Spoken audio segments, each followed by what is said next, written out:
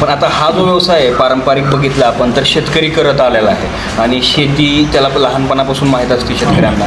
तर आता तुम्ही सुशिक्षित आहात आणि तुम्ही ह्या व्यवसायाकडे वळालात ते खूप छान आहे की शेतकऱ्यांची जी भावना असते, शेतकऱ्यांचं जी व्यथा असते ते पण तुम्हाला कळालं असेल इथं आल्यानंतर. पण सगळ्यात महत्त्वाचं की हा जो व्यवसाय आहे तो जो कोण नवीन तरुण आहे तुमच्याकडे बघून ह्या व्यवसायाकडे यायचा बघतोय किंवा एखादा एज्युकेटेड पर्सन आहे तुमच्यासारखाच एक शिकलेला आहे तो जॉब करतोय आणि इथं बघतोय, तर त्यांना तुमचा काय सल्ला असेल? माझा सल्ला एवढाच आहे की संपूर्ण विचार करून या व्यवसायामध्ये उतरा. बरं.